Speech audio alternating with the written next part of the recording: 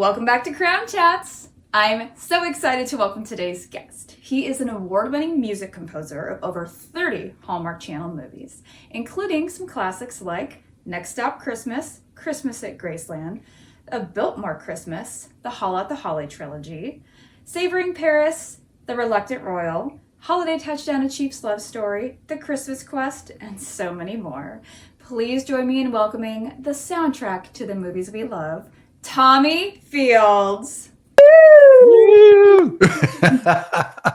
It's nice to be here. Yes, welcome to Crown Chats. I love that you even have like the good professional mic right in front of me. I'm a little envious of that as well. So I'm so excited to get to know you a little bit. Thank you for carving the time out of your busy schedule. I know you constantly are juggling a lot of projects, so I appreciate you making time for me. Of course. I love that you asked me to be here. I love it. So let's start with your background a little bit. What is it that initially got you interested in music? And ultimately, how did you turn that into your career? Ooh, well, that's a good question. I first got interested in music, I guess, as a little kid. But not that, I mean, there weren't too many musical people in my family, really, but somehow I just gravitated toward wanting to play guitar and sing. I played in cover bands, all growing up through teenage years, and played guitar and sang in those bands, and then moved to LA and came to music school, and then played in rock bands. I was the singer in several rock bands around LA, Southern California area. And then once that kind of like played itself out, like I played with some really cool people, like the transition of that, like I got called in to sing with the Guns N' Roses guys, Slash and Duff, and Matt Sorum was playing drums at that point. They were looking for a singer for Velvet Revolver. So I sang with them for probably, I don't know, a month or month and a half, sang and rehearsed and wrote with them. And then when none of that happened, then I started recording my own songs, and then started getting them placed in TV shows, and then started working with trailer companies and started doing customized score for, what were the shows back then? Scandal and Biggest Loser, I think, was one of them. And I don't know, there were a bunch of those where I did like an original score for those trailers and stuff. And then I had some friends who were independent filmmakers, and they said, hey, like, why don't you come in and score this film? And so it just kind of built on itself there. Started scoring independent movies. And then one of the guys, Dustin Reichert, who was the director on an independent film that I did, went off and started doing the Hallmark, into the Hallmark world. And I did, what was the first movie I did with them? I can't remember the name of it. Gosh, it was 30 a while ago now. Be a little difficult. Plus my memory's horrible. So then Dustin brought me into this world, and we've worked on so many movies together, and I started working with some other production companies too in the Hallmark world. So it's been quite a ride. I mean, I'm so happy to like be a part of this, the Hallmark world. I worked with so many lovely people, that are a part of all that, and it's been a joy.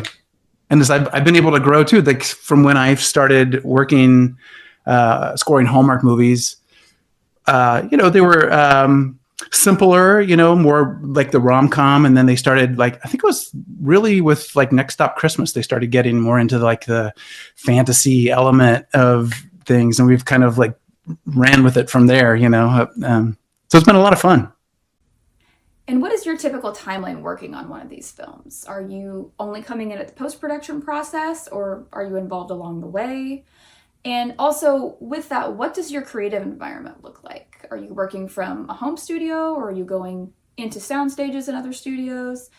I guess, what is your overall timeline on a project, and what does your creative process look like? Start to finish, it depends on the project. Some of the films are, we've done them in as short as probably 10 days, which is crazy. The timeline's been like, working 20 hours a day, finishing these. Luckily, those type of films typically aren't like giant score driven. They're a little more like on the more simple orchestrations. But the movie I'm working on right now, which is the Holiday Touchdown, a Bills love story, the NFL one now, on that one now. And I think I have about 6 weeks total on that one, which is good because there's a lot of huge orchestra in this, from anywhere from the big football themes, to I'm very much like, I wasn't ever really like traditionally trained, in writing orchestral music. I kind of figured it out over the years for myself, which is just the type of person I am. I'm very curious, and I'm like, how does this work? How do you do this? So I'm very much about like tapping into, I know probably every composer says this, but it's like tapping into the emotion of the scene, like as it is. So I'm like constantly tweaking and moving things around, and just so it feels right to me, And so sometimes that can take a long time. So the 6 week post schedule for me is awesome because I get to play with it more and have more fun with it. And who is making the decisions with you? Like, is it the director? Is it more like sound engineers, or do they just give you like full creative freedom? They pretty much, what we have like music tone calls.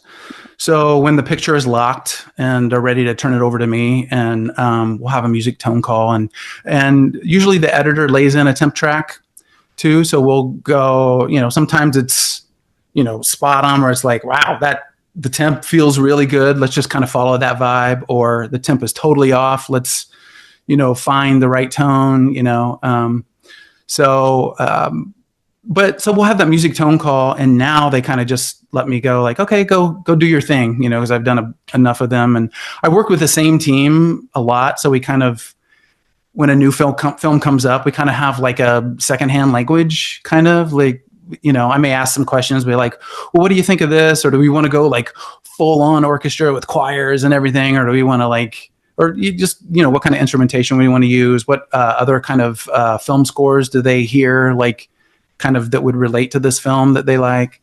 So yeah. And so we have that conversation, and then they just kind of let me go with it. And then the movies are separated up into acts, so that's usually when the commercial breaks happen. And so I'll turn in like the first act, like I'll be turning in the first act for this Bills movie probably early next week. And then they'll give me notes on it, say, hey, I like this, let's change this, like whatever. And then we just kind of go through the whole movie that way. And very excitingly, we have to recognize that you've had some critical acclaim for your scores from the LA Film Awards and the Hollywood Music and Media Awards, which are very high honors in your area of work. Your scores from Biltmore Christmas and the Christmas Quest have both been recognized, and you've even won. What has this experience been like for you to finally just be the face of your work, but for you to get those red carpet experiences and highly deserved recognition?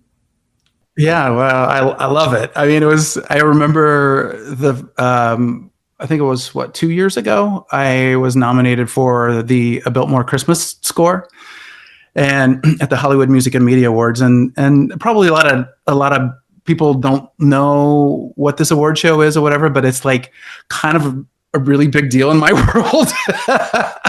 I think that year I was nominated in the same category with Mark Isham, who is a legendary film composer, And then last year I was nominated for the Christmas Quest for that score, and I was nominated in the same category as Marco Beltrami, who was like one of my I liked his film scores before I even started scoring films, and he's just, so it was amazing to meet him, and we see each other like, in the rounds, whatever, from time to time. And Linda Perry, she was nominated in the same category as me too. So to be, when I first got nominated, it was just like, oh my God, I can't believe this is like happening. Like something I had, kind of dreamed of, like being nominated for this specific award show, is like, and so when it happened, I was just like, oh my God, like, I'm sure I bawled my eyes out. I was a big baby.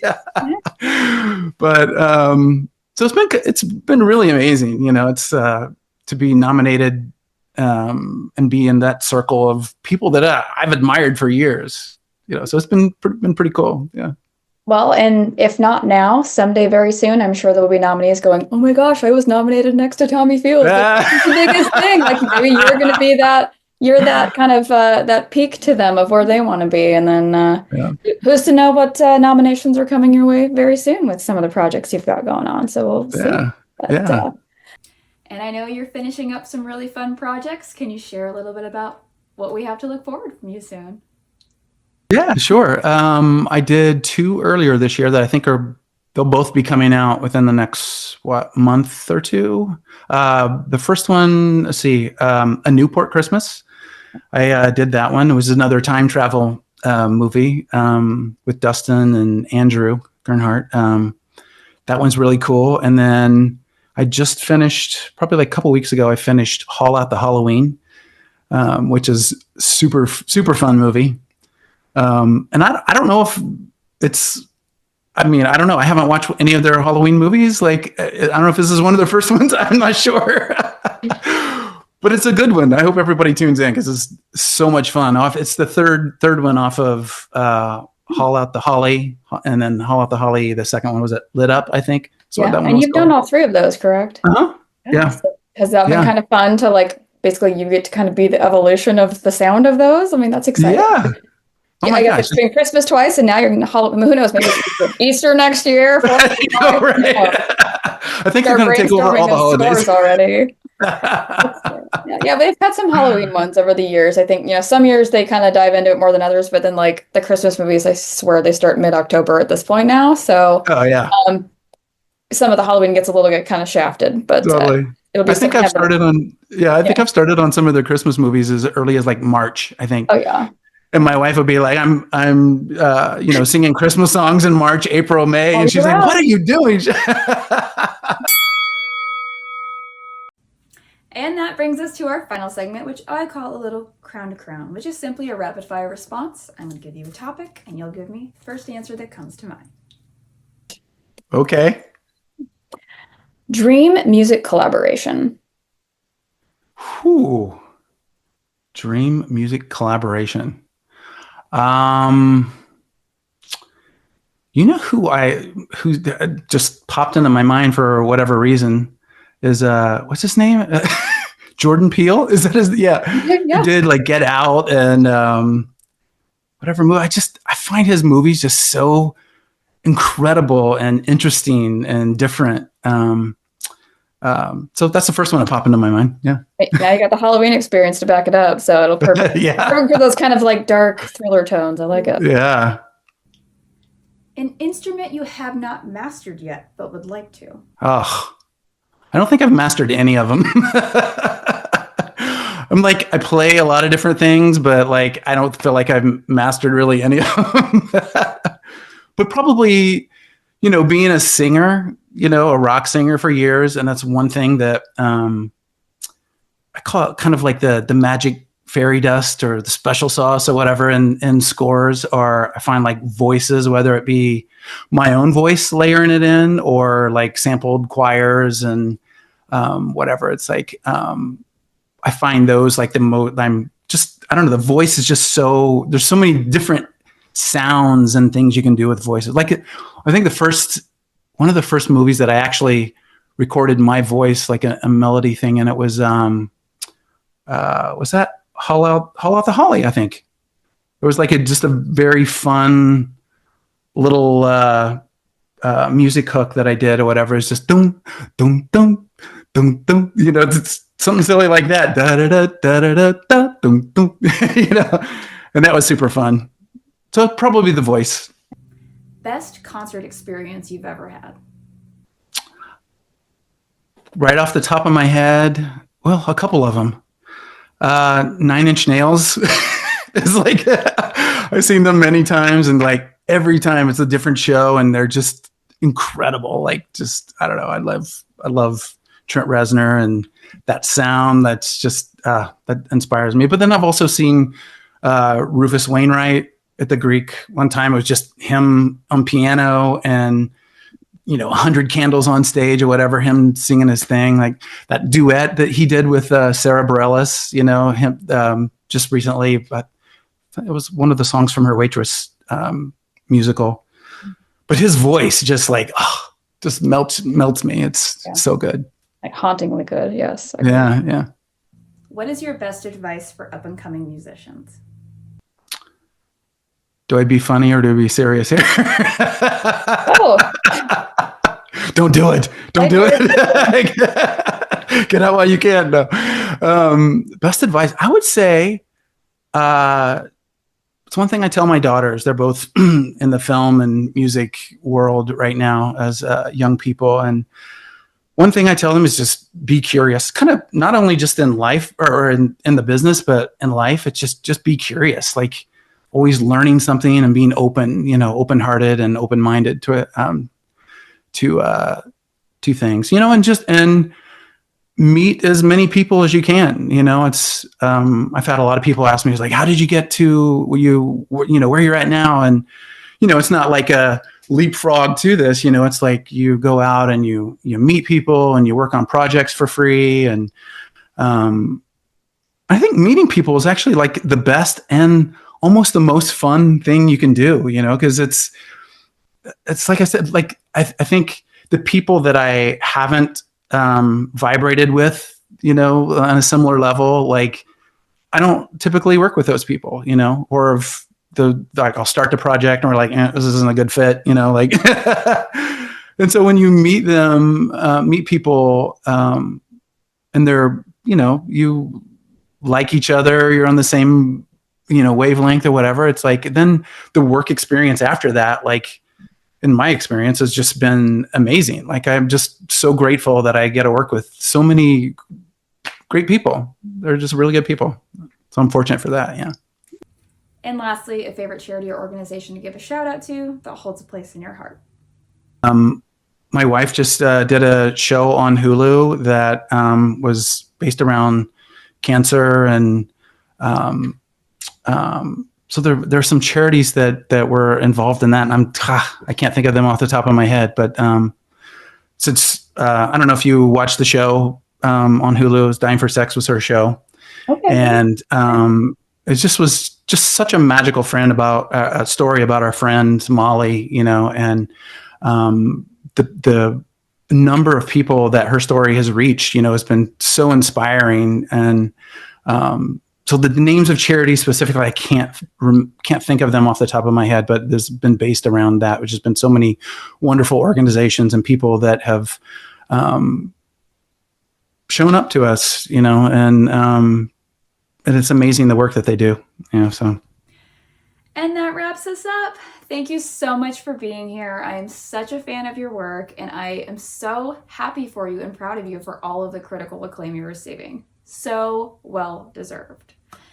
That being said, you have some really exciting things coming soon, so where can people find and follow you to keep up with all things Tommy Fields?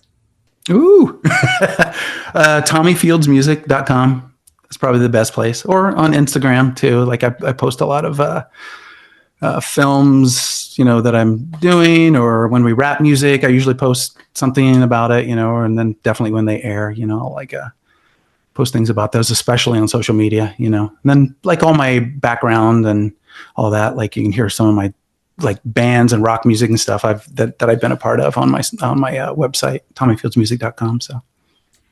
And that wraps up another episode of Crown Chats. Thank you so much for joining me. This was such a fun episode, and we have even more exciting guests coming soon, and you don't want to miss out on the fun, so please be sure you like and subscribe to this YouTube channel, and of course follow me, Haley, at Crown the Halls on Instagram. And don't forget about our sweet merch with Dressing Festive. You can find that linked in the bio of this episode, as well as on my Instagram page. So until next time, wear your crown. Your crown may tilt, may it never fall, but you are beautiful and you are strong.